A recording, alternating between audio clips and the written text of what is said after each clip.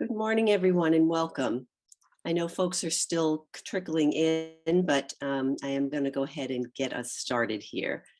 My name is Dr. Sherry Nethersall. I'm the Vice President of Community Health and Engagement here at Boston Children's Hospital, and I want to welcome you to this session. I do lead the Office of Community Health, which oversees the hospital's community mission. And today we are co-hosting this event with the Office of Government Relations. Our offices work very closely together and collaborate on these events, really to raise awareness about key issues and advance our shared goals. So on behalf of both offices, we're really glad that you can join us today. Before we get started with the program, I have a few logistics to cover. The webinar is being recorded, so everyone who's registered will receive the link to the recording and also the slides that are presented today. Another area, if you need closed captioning, you can click the button at the bottom of your Zoom screen that says live transcript, and that will enable the closed captioning on your screen. If you have questions for any of the presenters, please use the Q&A tab to type in your questions. We will have time at the end to answer questions during our Q&A sessions towards the end of the hour. So the topic of our webinar today is going beyond healthcare, strategies to assess and respond to the social needs of children and families. And our goal for this session is really to share a clinical, community, and advocacy perspective about the importance of and impact of social determinants of health. The Office of Community Health does work closely with community partners such as health centers and other organizations to address both the health and the social needs of families. And we do our work in a number of ways. We have programs and services, we have partnerships, and then, as I mentioned, we do some advocacy on health issues. One thing that I do want to point out, though, when we talk about social determinants of health and social needs, is the distinction between social determinants of health and health-related social needs. I think that social determinants of health are big picture issues such as education, housing, food access that can be either positive or negative, but that we know affect long-term health outcomes for populations. Whereas health-related social needs are needs of an individual patient or family that are in the moment at that time that are affecting their day-to-day lives and activity, as opposed to those social determinants of health, which are long-term drivers of health outcomes. So I always like to make that distinction because sometimes we mix those up, and we're actually going to be talking about a little bit of both of those today in our session. One thing I do want to mention in terms of some of our programs, our most recent initiative to address food insecurity is the launch of Family Food Connections, which is a community food pantry that's located within the Boston Housing Authority housing development at Mildred Haley, right next to Martha Elliott Health Center. So this is a unique collaboration between Boston Children's and the Boston Housing Authority, and the site provides visitors with food, nutrition education, and assists them in connecting to other community resources. So you'll be hearing more about this program today from Dr. Shah as well. We do have a great group of speakers this morning to discuss these issues. First, you will hear from Dr. Snehal Shah. She is a staff physician in the Boston Children's Primary Care Center, as well as the Associate Medical Director for Community Integration in the Department of Accountable Care and Clinical Integration here at Children's.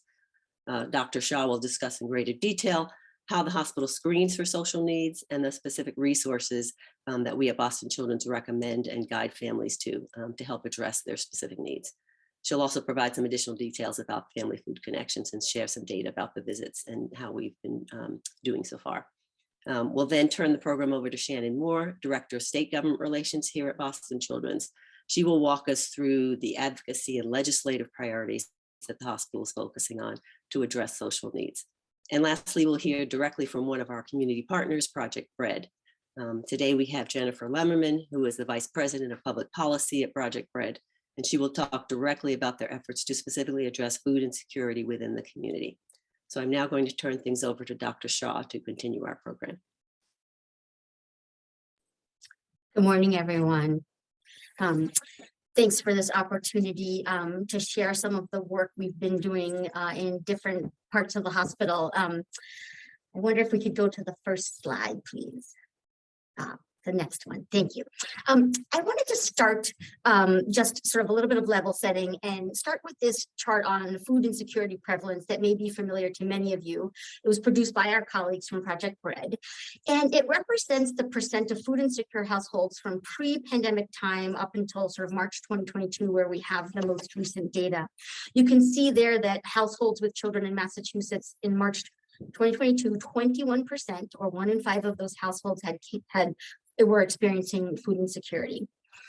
The other thing I wanted to point out is it's important to notice the sort of association, temporal relationship between the prevalence of food insecurity and changes to benefit programs. So I'll start by, in March 2020, when the pandemic started, the Trump administration increased SNAP benefits, the Supplemental Nutrition Assistance Program, which formerly known as food stamps. But these supplements were only issued to households that weren't already getting the maximum amount. Later on, when the Biden administration came in April 2021, they recognized that this policy was not enough. It wasn't helping the lowest income households. So as a result, starting in April 2021, they increased the amount to all households. And what you can see there is that starting in April 2021, we see sort of this little uptick and then sort of a steady state, a steady level of food insecurity, which declined from the basically a year before, where the pandemic EBT benefits were not able to be accessed by many low-income households.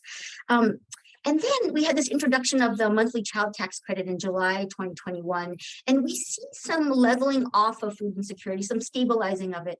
But then we have a sharp increase in September when unemployment benefits ended, right? So this gives us a sense of how closely tied the individual experience or the individual need is to systems and policies that we have in place.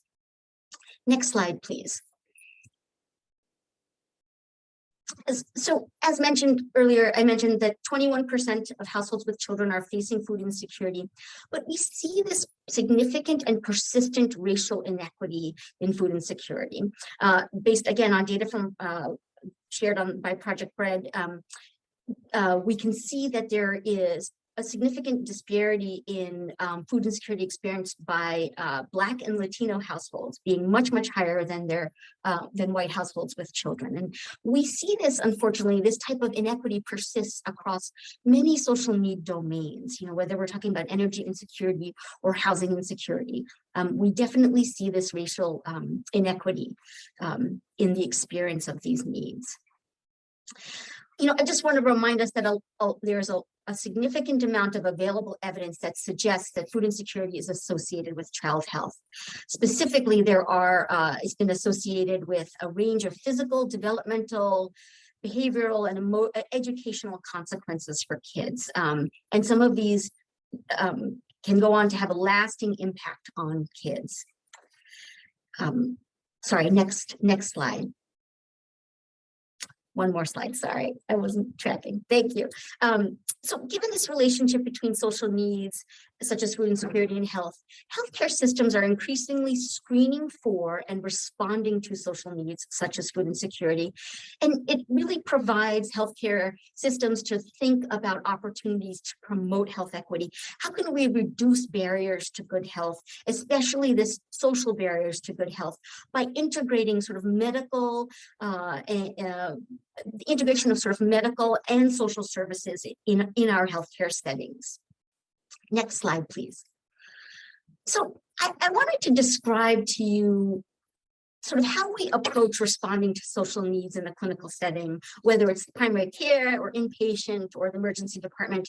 There are many different models, and they all seem to vary on a common set of themes. My colleague Kathleen Conroy and I in primary care have identified these sort of 4 specific domains where you can see there are different approaches depending on who you have available to provide the support, the duration of support, what can actually be done and the number of needs. So I'm going to walk you through this a little bit. So when we think about addressing needs, the first thing we have to think about is who's actually going to provide the support. And it's possible that this could be in our healthcare setting. This could be clinic-based staff. It could be that we refer out to a community partner, or that we do this sort of mixed model, which is a co-management between the two. We also need to then think of, again, the duration of the support. Is it a single episode of a need where we might be able to provide a grocery store gift card, and that's enough? Or is someone having a recurring need, such as repeatedly presenting for the same difficulty in paying bills, or meeting the sort of financial needs of their household? Or is it actually a longitudinal need, one that's going to take a very long time to address, such as finding safe and affordable housing? We then actually have to consider, what is it that we can actually do in a clinical setting, right? We are there to deliver medical care, and what is it that we can do? And in this instance, we can think about the work in a couple of ways. The first thing is you can learn about a social need and decide not to act. Now, I think that there's lots of question about why you would do that, but I think that is an approach that has been taken, understanding that needs exist, but maybe not directly acting on them. There's then the sort of next step up, which is this idea of providing information to families, such as through a handout or giving them a phone number, sharing with them a website. This way you give families the information so that they might themselves then act to help address the need that they're having. There's also then an opportunity to perhaps refer families. You can refer them to a community agency or an agency like the Department of Transitional Assistance. You can help families navigate resources, so help them figure out how to apply for SNAP as a way that you might help them navigate resources. You can provide direct support, such as talking to a landlord to help prevent eviction, which is something that I know in our primary care setting, our social work team has definitely had to do things like that to really mediate relationships to help families stay in the housing that they're in. And finally, you can do this level of co-management. You can work very closely with a community partner to help make sure that all the needs that families are having are met. Finally, the thing you have to consider is this idea, are you dealing with a single need or multiple needs? Because that will really influence how you approach the work. And I think it's rare that we see families that are dealing with a single need, but some of it will really depend on whether families are willing to share their needs with us. Of course, some needs lend themselves better to solutions at one end of the spectrum or the other. Immediate food needs today could be perhaps be filled by information, where the location of pantries, but long-standing financial insecurity of a family leading to those needs will certainly need a longer and more nuanced approach. I'd like to say that, something that I've been asked about a lot and have talked about a lot is this idea of like wanting to screen families for social needs in the clinical settings. And I think that we really have to have a good understanding before we start screening about what you intend to do with this information. And, this rubric here or this framing can help you think a little about what staff you need, what resources you need, what partnerships you might need to have in place before you start screening. You don't want to be in the situation where you start screening and then really don't know how to better support a family when you learn that they have a need. And I'll just say in our own primary care setting, I think that the work that's done in our setting really spans the spectrum in each one of these domains and is very dependent on not only the need, but the resources available and the family themselves. What is it they need and how can we best support them? Next slide. Sorry, we can skip this one. Go to the next one. Thank you. So as Dr. Nethersall mentioned, that we recently launched a new approach to addressing food insecurity at the hospital here. We launched it in partnership with the Boston Housing Authority, and it's a food pantry called Family Food Connections. And I'm sure you've heard that this is sort of a multidisciplinary project spearheaded by Dr. Nethersall and Stacey Walker from the Office of Community Health and Michael Cogliandro from the food services. I was fortunate enough to be part of this team, and it worked really hard to try and ensure that we established a food pantry that's really built on this model of client choice, which focuses on the client, provides expanded food options and convenience. And we really were looking to build a resource that could provide a sustainable resource that could provide food while really maximizing the dignity of a process that can be really difficult for families as they struggle to feed their kids. Next slide. I want to share just a little bit of data from Family Food Connection. So just reminding us that it opened on a snow day, January 7th, 2022. And we have had a total of about 3,800 visits, right? 3,854 visits.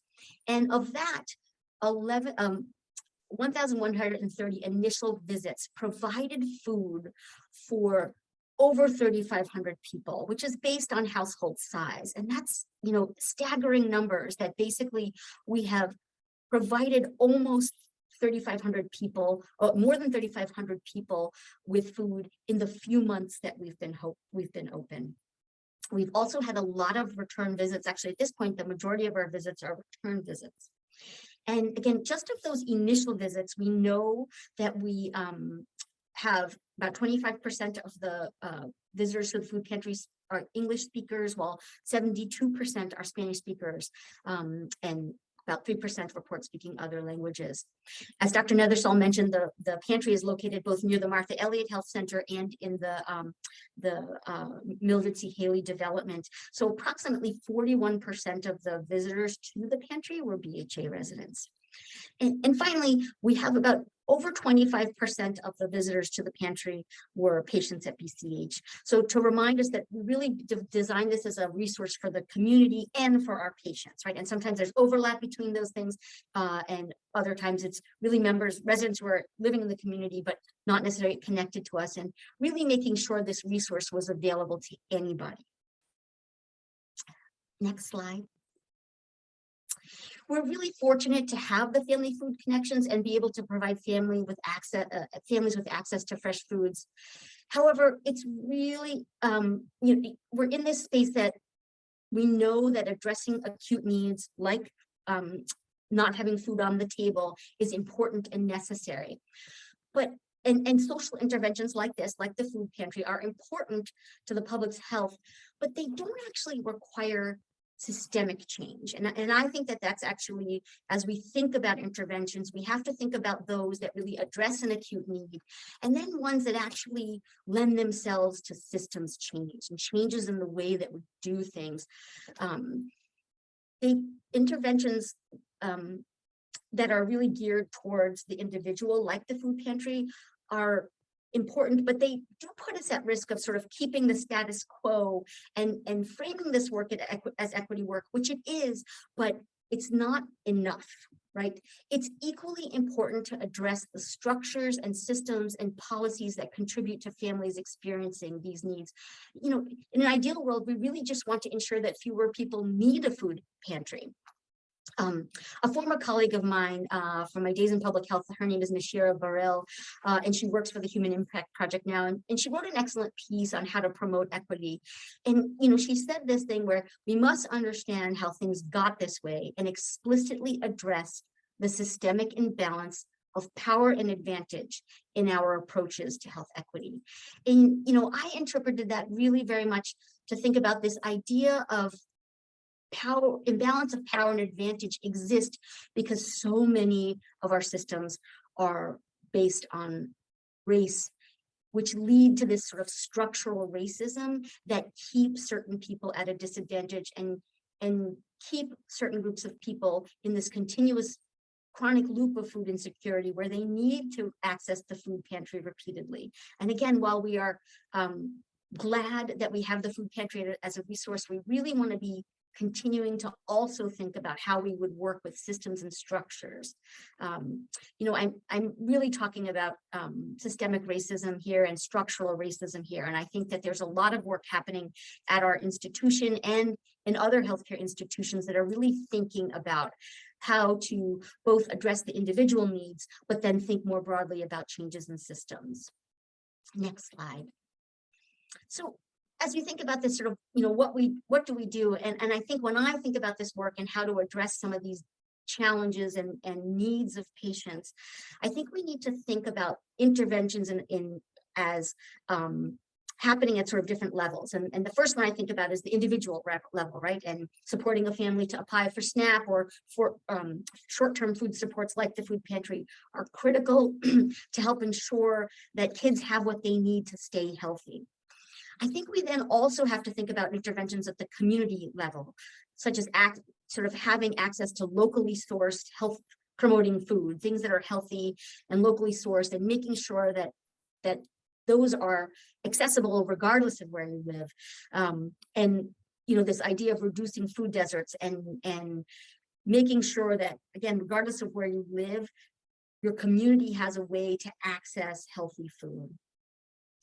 And then we move on to this sort of level of policies and systems. And I think this is where, there are several important policies in this space of supporting families to ensure that they can more easily access SNAP, such as the Common Application or health and safety net programs, which again are important to maximizing the policies that exist. But I think we also have to sort of push the envelope and think about sort of cross-sector collaborations that really look at system reforms and restructuring systems.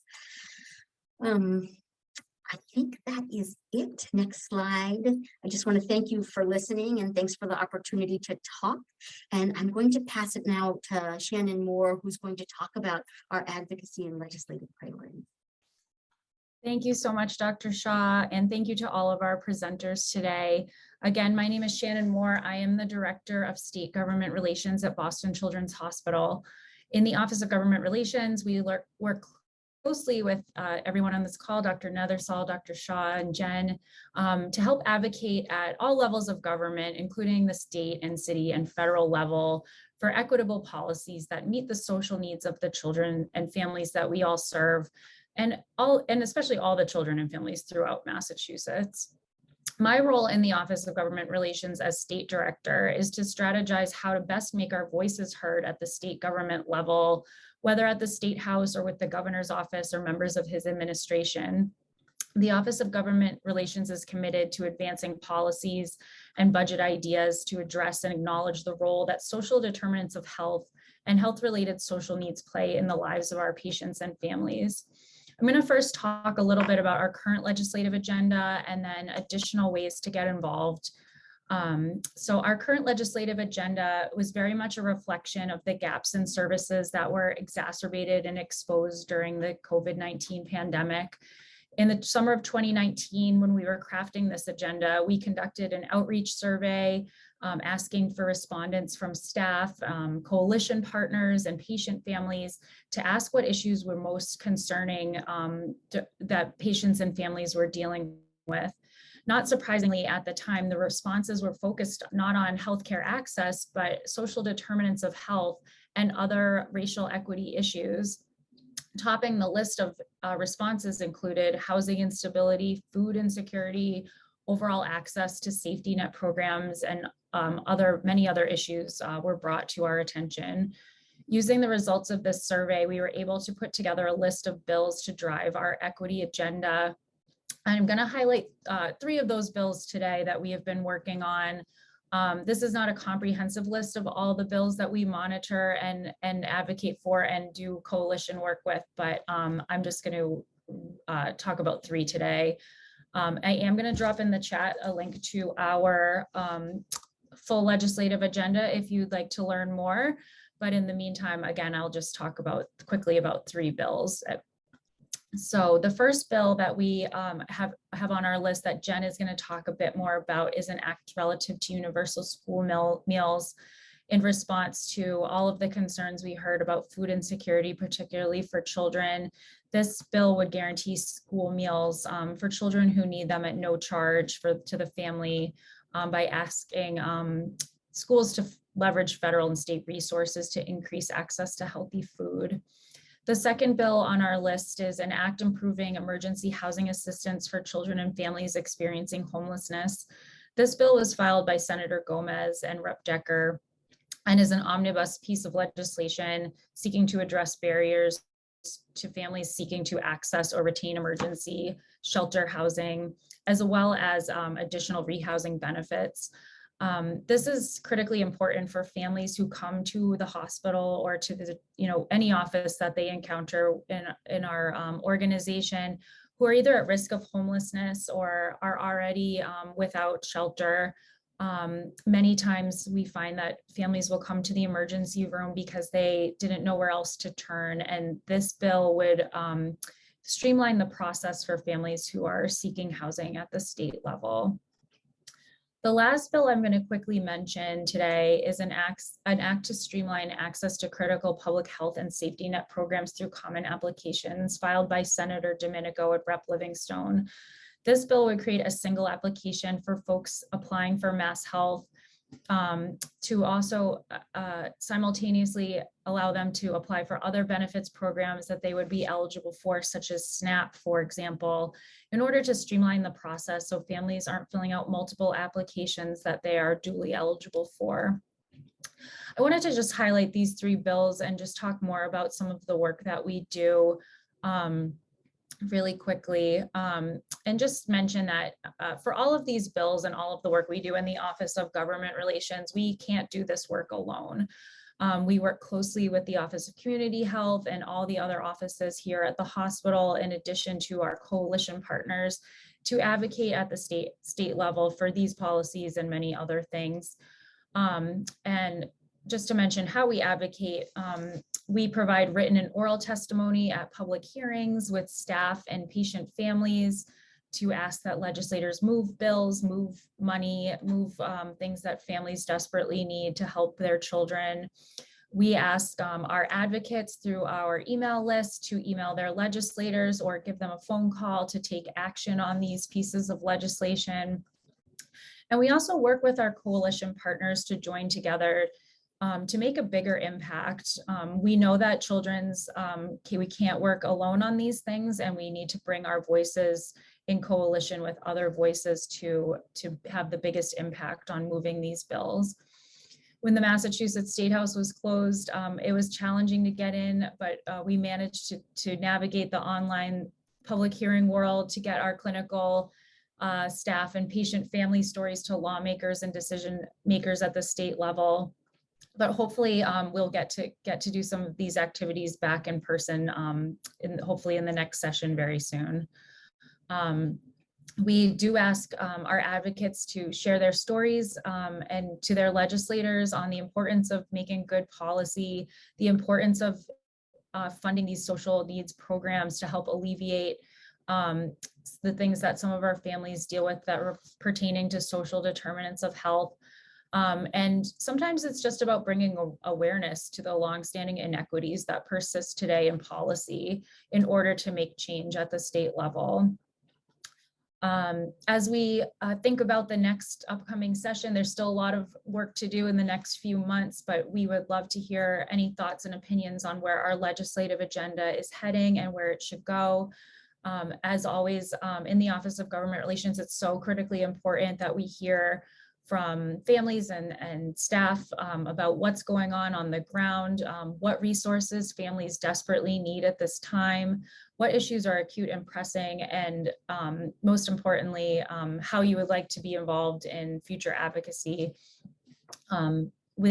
Please keep an eye out for our Children's Advocacy Network emails. If you're on this webinar, you're likely signed up, but I will drop the link in the chat that's the best way to hear about how to get involved with our advocacy and our agenda and how to influence that agenda.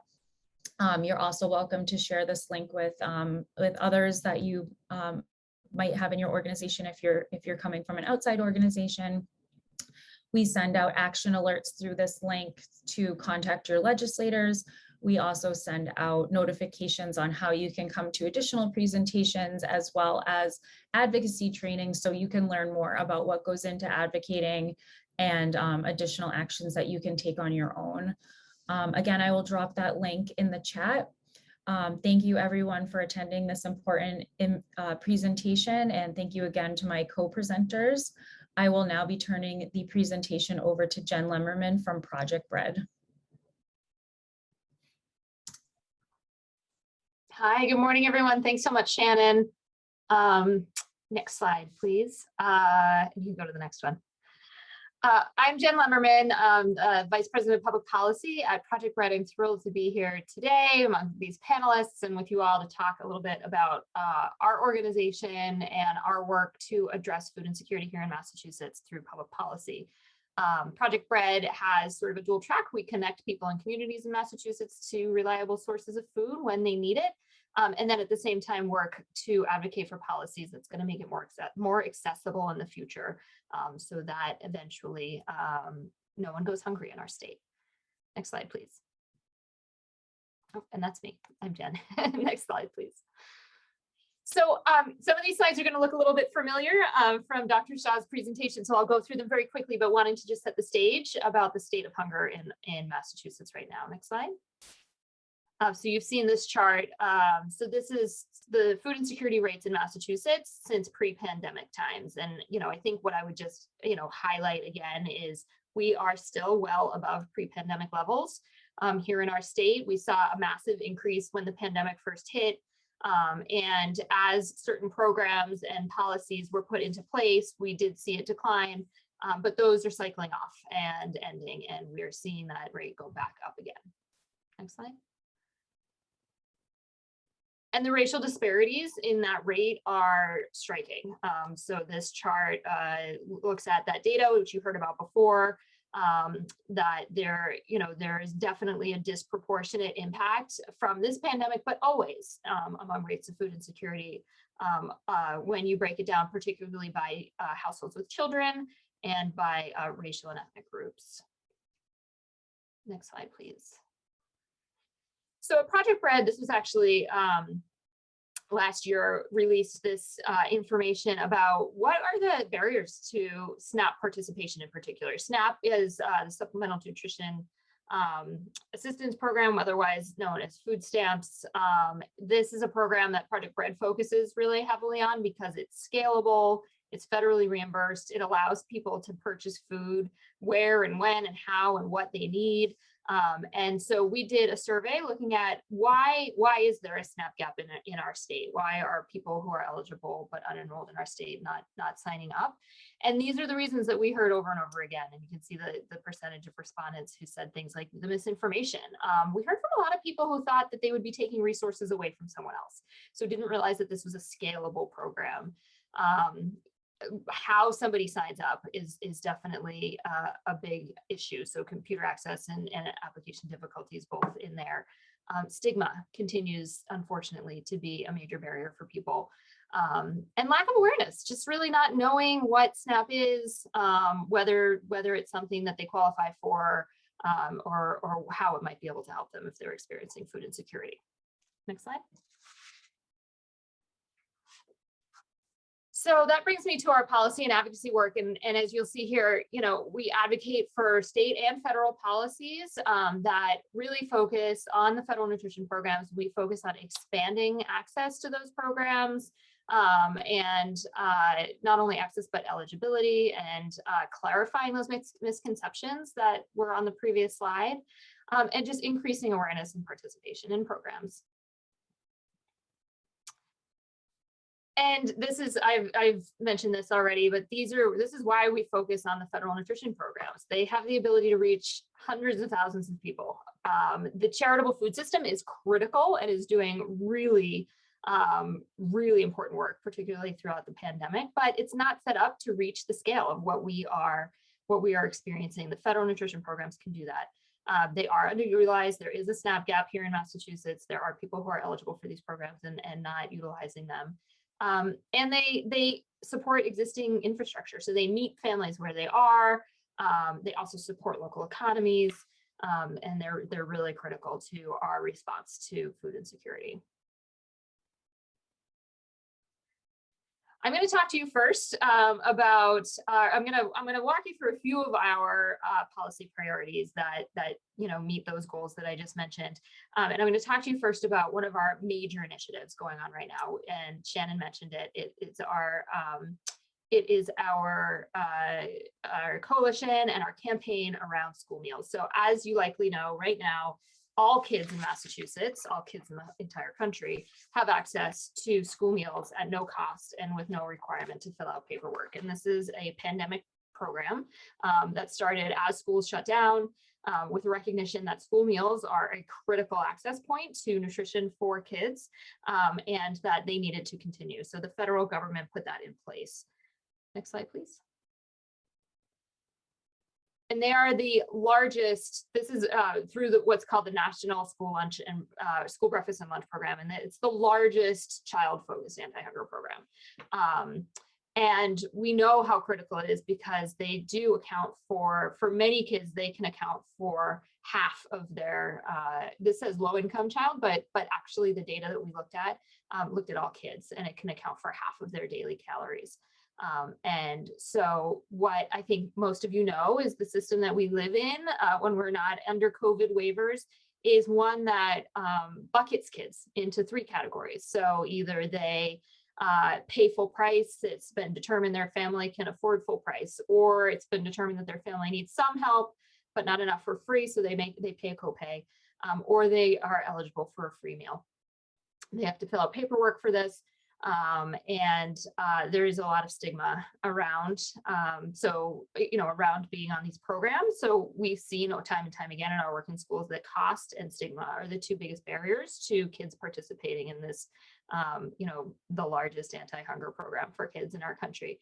And here in Massachusetts specifically, when we are, in that situation, when free school meals on the federal level are done, 27% of food insecure kids in our state don't qualify for a free or reduced price meal. So, they make too much. They're deemed to make too much for either a free or reduced price category, but their family is still food insecure. And there's a lot of reasons for that. One is Massachusetts is a high cost of living state. Another is that the eligibility levels are set on the federal level, and they haven't been changed in a very, very long time. So we're seeing a lot of kids being left behind. And as of right now, the waivers on the federal level that make this possible are set to expire on June 30th of this year. So just 2 months from now, we are set to return to a system where 27% of food insecure kids can't get the support they need when they're at school. Next slide, please. So Project Bread and our partners, including Boston Children's, launched the Feed Kids Solve Hunger campaign, which is a campaign here in Massachusetts to make universal school meals permanent, to say that all kids, when they are at school, get a breakfast and lunch with no need to prove that they qualify for it, and with no need to do paperwork. Next slide, please. So research shows just all of the benefits of this, right? I mean, obviously the health of the kids, when kids have access to nutrition, they are healthier. They perform better in school. They visit the school nurse less often. Long-term health issues, obesity, diabetes, all decline. And they have better adjustment in social situations. And that, particularly at school, translates to better test scores and higher grades and ability to concentrate. And there was a large study in New York City public schools that showed a big reduction in bullying because of the stigma. So when you provide school meals for all, when you just give food to every kid in school, it removes those 2 major barriers that I mentioned, the highest barriers, cost and stigma. Next slide, please. And so we filed legislation along with Senator DiDomenico and Representative Vargas. You've heard Senator DiDomenico earlier. He's a major champion of these kinds of issues in the Senate. Representative Vargas is as well, to file legislation that would require all schools to make lunch and breakfast available to all kids. And that would be done through a combination of federal and state funding. And it also has the added benefit of addressing the SNAP gap, because it encourages schools to support families in applying for SNAP. And the reason for that is that when a family is enrolled in SNAP, they are automatically eligible for free federally reimbursed school meals. And so it maximizes that federal reimbursement. We estimate that up to 250,000 kids in Massachusetts would start eating free school meals that are not currently accessing that with the passage of this legislation. Next slide. So that is one of our major initiatives right now. We are working on multiple levels to try to get that passed within the 2 months that are left before families fall off this cliff. One of the ways is through a 1-year extension through the state budget. Obviously, our goal is the legislation and to do it permanently forever in Massachusetts to have universal school meals. But given the time frame that we are up against right now, we now know Congress is not planning to extend this program. June 30th is the date it expires on the federal level. We're working with state legislators and the coalition and partners to make sure that the state stops that cliff and provides universal school meals for at least the next school year while we continue to work to make it permanent. But I wanted to highlight a couple of other pieces of legislation that we're working on at Project Red as well that were relevant to this discussion and this topic. And while I do that, I'll also put our legislative agenda in the chat. We have many other bills that we're supporting and coalitions that we sit on that address food insecurity and its root causes. And, you know, happy to connect with anybody who's interested in talking about those. But for now, wanted to highlight these other 2 pieces. You already heard about the second one. This is the SNAP Gap or a Common App legislation. So this is, you know, legislation that would address the fact that we have so many people that are eligible for SNAP, not currently receiving it, and some of those barriers that I talked about earlier around applying for SNAP. So this would essentially come bring all of these you know, SNAP benefits, cash assistance, and other social services together in one common application. When a family applies, they only have to do it once for everything that they are eligible for, and they can choose, you know, which of those are programs that would serve them that they want to enroll in, and just really reduces that administrative burden. Another one that I wanted to highlight that isn't directly food insecurity related is the EITC, or the Earned Income Tax Credit effort. So there are 2 bills, they're the same, identical bills that would expand the benefits that low-income families receive from the state. So the state matches the federal credit that lower income families receive, and it would increase that because right now data shows it is not high enough to meet the need of families who are living at this level. And the reason I wanted to highlight it in as part of this is that time and time again, the data and the studies show that when lower income families receive cash assistance, they spend it on things like food. Those are the things that families need. And so when you increase a family's purchasing power, it directly impacts food insecurity and their own food security.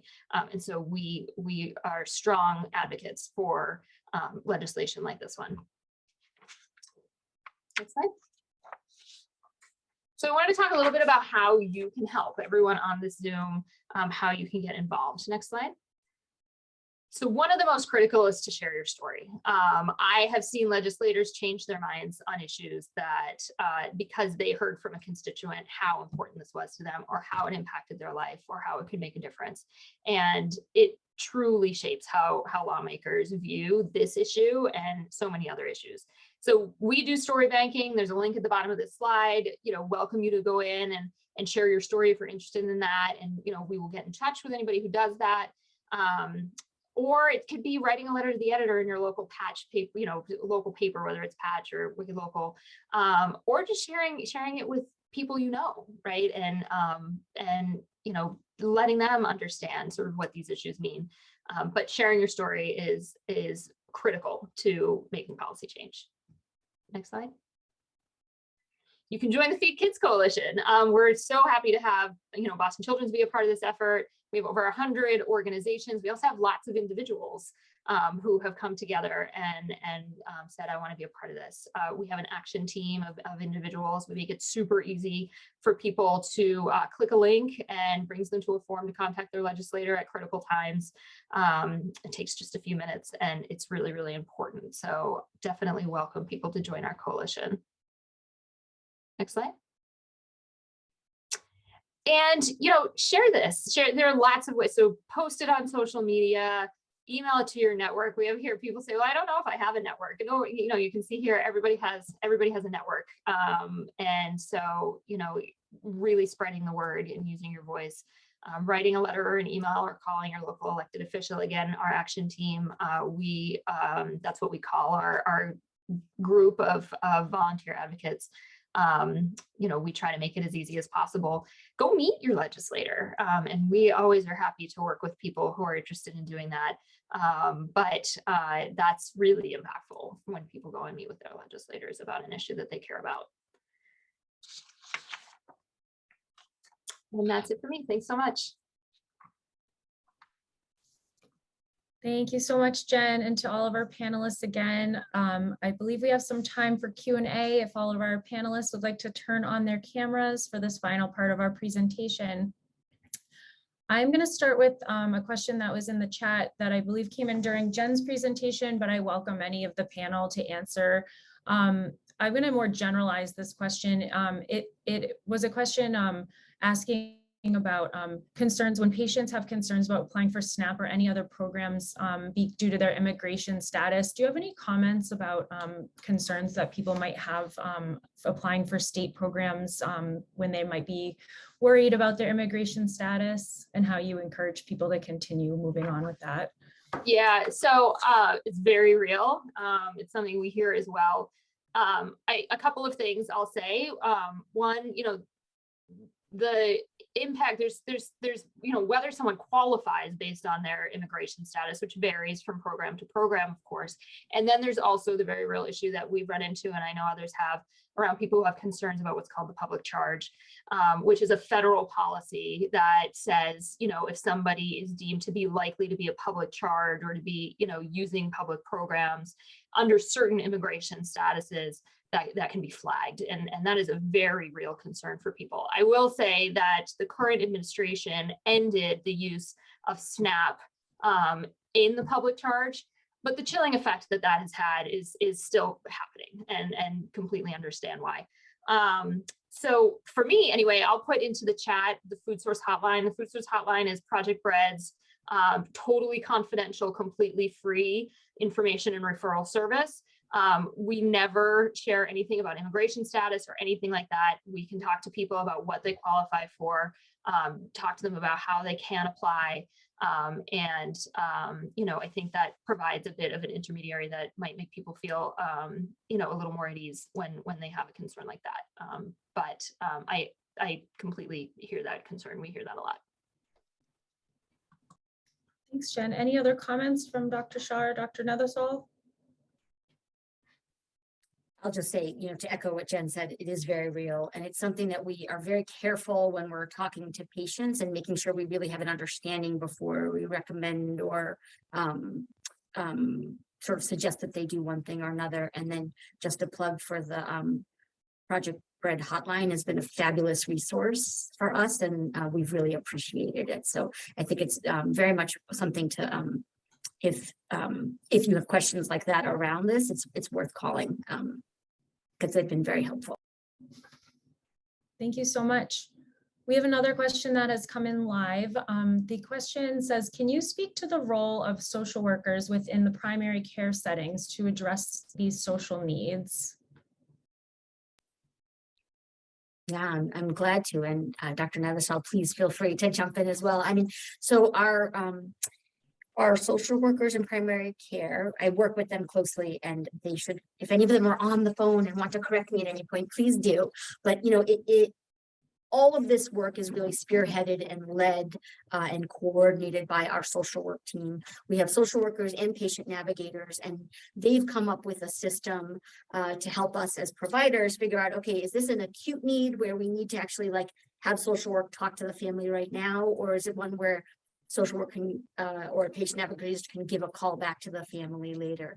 The social workers, you know, focus a lot on sort of mental health needs, but then when there are sort of more complicated issues with families or multiple issues with multiple social needs with a family, I think oftentimes the social workers are working directly with the families. In other instances, it might be the patient navigator working with the family, you know, again, helping them connect to the Project Red hotline or sharing some other resources with them. So I think in primary care, we're really fortunate that our social workers have lots of experience with this type of work. They've been doing it for, you know, more than, you know, almost 2 decades, this kind of work. And so we have lots of experience to draw on, and they've really implemented some really important systems to make sure that if we're asking questions and we're learning about needs, that we have some way of then supporting the family. And again, whether it's providing information or doing some direct service, I think they've been really good about ensuring that we have some response. And the only thing I would add to that is that I think the other thing the social workers have done is really help to train us, the providers, about how to better screen, how to, you know, a better understanding of what the resources are that are out there. They've, as Dr. Shah said, that they've been doing this for a while. They know the resources there. They do change over time, and they're very good about keeping that updated, really identifying who we should be partnering with, where we should be referring, and how to actually structure some of those partnerships in the most effective way. That's great. Thank you so much. This question came in with the pre-registration. I will open it up to all of the panelists. How do you see either anti-hunger policy or other issues changing as we move out of the COVID-19 pandemic and into kind of the next phase of things? Do you foresee any issues that you expect to emerge, or what policies do you see kind of driving the future landscape?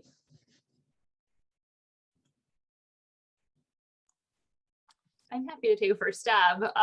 You know, I'll say a couple of things just when I, you know, think of this question. You know, one, I will say this is not the most optimistic take, but I think, you know, when COVID happened, a lot of barriers came down practically overnight that we were told for decades could never come down, right? Like we could never take away the administrative burden of applying for SNAP. We could never provide universal school meals.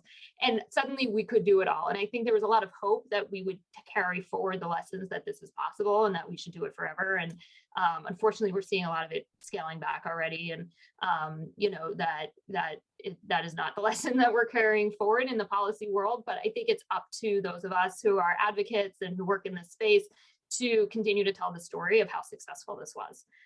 And we can use this as, you know, the way that we prove that these things are doable.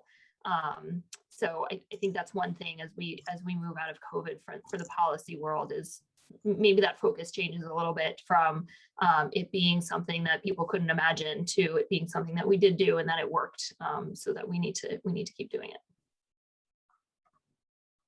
Any additional comments?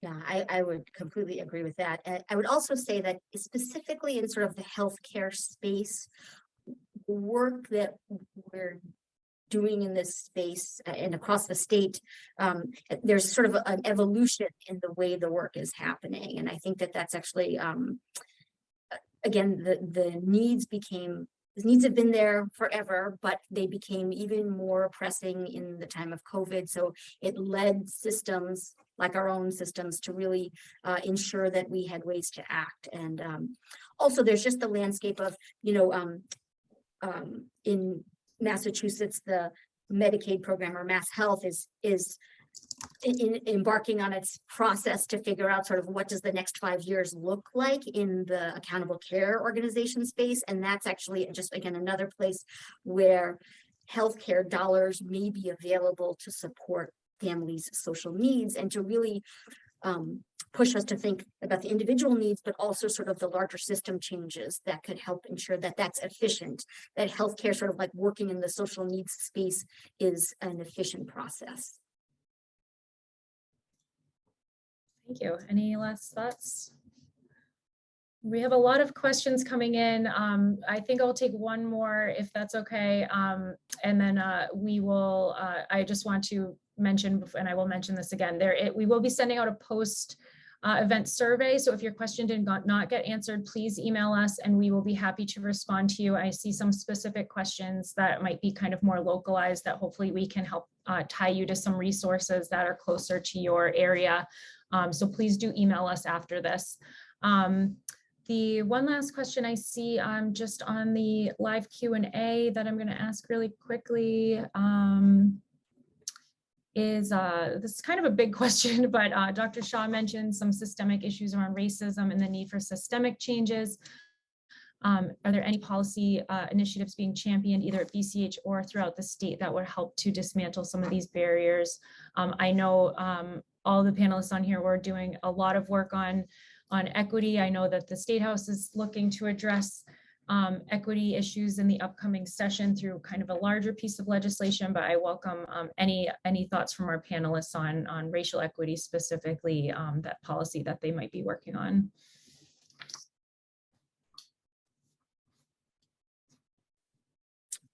I mean, I think I'll say that sort of all of the various policies that have been mentioned today have the opportunity sort of in their implementation to support promotion of health equity. I think we're not in a space yet where we have policies that will break down sort of structural and systemic racism. I see that work happening much more at sort of organizational or institutional levels and not the sort of policy level yet. And so I think that there's to think about it as sort of a process where we sort of start in maybe more finite spaces that can then inform the sort of bigger, broader policies. I think I mentioned the thing about food deserts, right? And sort of there's a lot of work to think about how do we, again, ensure that in communities, a specific neighborhood, a specific zip code, that each one has access. And I think that that requires this sort of cross-disciplinary, cross-sector collaboration to get us to that point. And I feel like, there's work that's been started and been done in that space, but I think that so much of it is happening around the structural work that's sort of about communities or groups in some way.